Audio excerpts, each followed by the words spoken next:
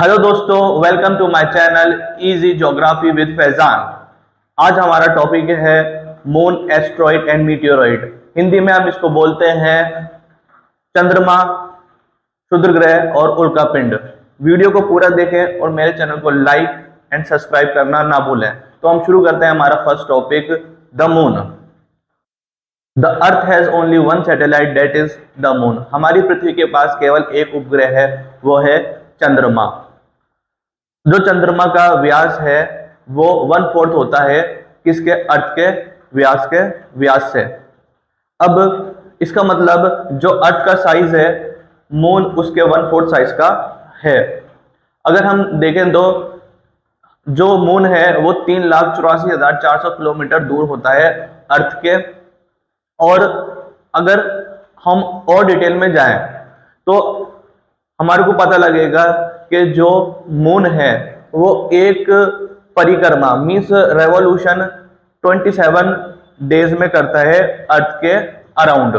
और मून अपनी एक्सिस पर कितने दिन में घूमता है, सेम 27 डेज ही लेता है घूर्ण करने में, मीन्स रोटेट करने में। इसका नतीजा क्या निकलता है? इसका नतीजा ये निकलता है कि जब हम अर्थ से मून को देखते हैं तो हमारे को केवल एक ही साइड दिखाई देती है मून की। The moon has no atmosphere and water on its surface.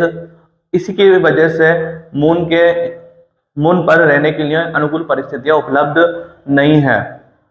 और अगर हम मून की सतह पर देखें तो वहां माउंटेन्स, प्लेन्स एंड डिप्रेशंस आपको देखने को मिलेंगे जो उसकी सरफेस पर शेडो भी कास्ट करते हैं। The moon surface contain ball like structure called crater. Moon की सतह पर आपको गोल कटोरे जैसी संरचनाएं दिखाई देती हैं जिसको हम गड्ढे, क्रेटर भी बोलते हैं। ये गड्ढे जब अंतरिक्ष से क्षुद्र ग्रह और चट्टानें मून की सतह पे पड़ी थी उससे बने हैं ये गड्ढे। मून अर्थ की सरफेस से बहुत ज़्यादा दूर है और मून को स्टडी करने के लिए ह्यूमंस ने बहुत ज़्यादा स्पेसक्राफ्ट भेजे हैं अंतरिक्ष में और मून की सतह पर। हमारा देश इंडिया, भारत ने भी 3 मिशंस किए हैं मून पर। सबसे पहला मिशन है चंद्रयान-1 जो 2008 में लॉन्च किया गया था।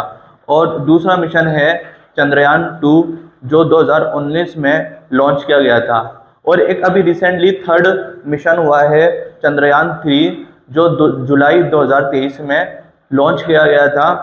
इसके अंदर क्या किया था, जो हमारी संस्था है इसरो, उसने अपने लॉन्चिंग स्टेशन से मून की सतह पर एक रोवर और एक लैंडर भेजा।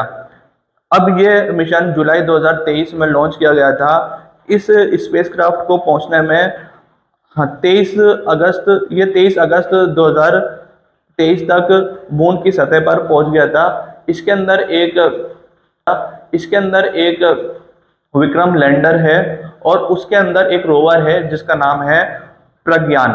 अब इस रोवर का काम क्या है, ये बेसिकली जो हमारा साउथ पोल होता है किसका, मून का, वहां पर जाकर उसकी इमेजेस कैप्चर करना और वहां पे पता लगाना कि जो वहां पर पानी पाया जाता है उसकी फॉर्म क्या है और सॉलिड फॉर्म में है तो वो कितना पानी है और ये पानी क्या ह्यूमंस की लाइफ को मून पर पॉसिबल बना सकता है या नहीं बना सकता।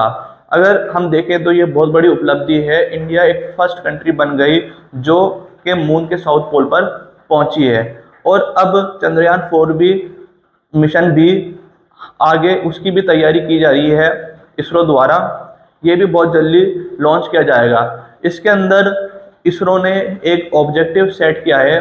वो ऑब्जेक्टिव ये है, ये एक दोबारा रोवर भेजेंगे और ये रोवर इस बार मून के साउथ पोल पर लैंड करेगा और वहां से सॉइल के सैंपल्स और रॉक, चट्टाने मून की वो कलेक्ट करेगा और उसको धरती मींस अर्थ पर लेकर आएगा और हिंदुस्तान जो है उसके ऊपर स्टडी करेगा, जिससे हमारे को और ज़्यादा गहरी जानकारी मिलेगी कि मून की सतह कैसी है और वहाँ पर लाइफ पॉसिबल हो सकती है या नहीं हो सकती।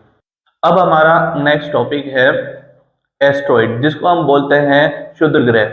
Asteroid are small rocky object that orbit around the earth. ये छोटे पथरीले या चट्टानों वाले पदार्थ होते हैं जो कि सन के अराउंड परिक्रमा करते हैं, और ये वैसे ही परिक्रमा करते हैं जैसे दूसरे ग्रह करते हैं, लेकिन ये दूसरे ग्रहों से बहुत ज़्यादा छोटे होते हैं। अगर हम शुद्ध ग्रह मीन्स एस्ट्रॉइड का व्यास देखें तो कुछ कुछ एस्ट्रॉइड बहुत ज़्यादा बड़े होते हैं, जैसे 300 मीटर के, और कुछ एस्ट्रॉइड बहुत ज़्यादा छोटे होते हैं जैसे 3 मीटर के।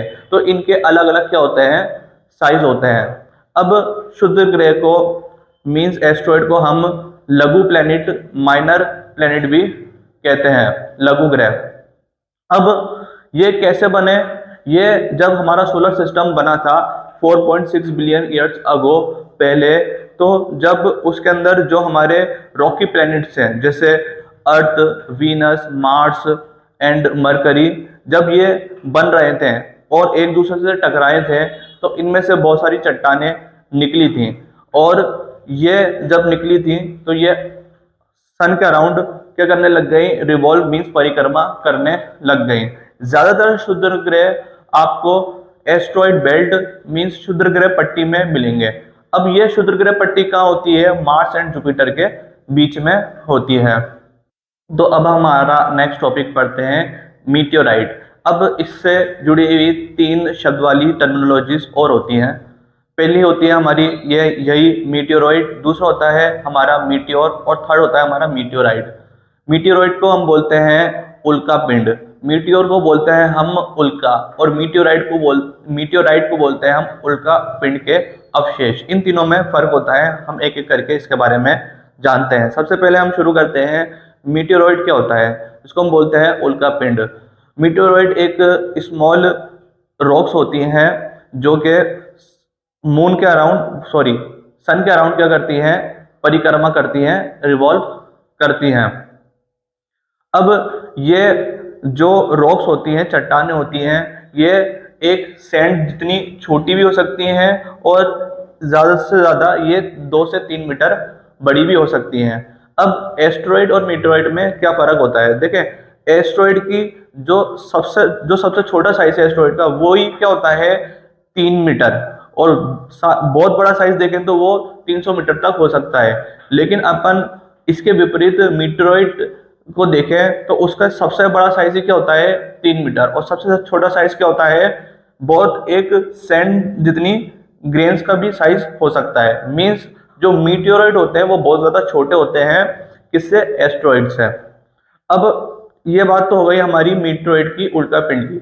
अब हम सेकंड टॉपिक समझते हैं हमारा मीटियोर, जिसको हम बोलते हैं उल्का। जब ये मीटियोराइट किसी भी ग्रह या अर्थ की सतह से टकराते हैं, जब ये अंतरिक्ष से ट्रेवल करते करते अर्थ की सतह या किसी भी ग्रह की सतह से या तो टकराते हैं या उसके पास से निकल जाते हैं, तो हम उसको बोलते हैं मीटियोर। और मीटियोराइट क्या होता है? जब ये उस ग्रह की सतह पर टकरा जाए, मीन्स अर्थ की सतह पर ये टकरा जाते हैं, तो हम इसको बोलते हैं मीटियोर, मीन्स उल्का पिंड के अवशेष।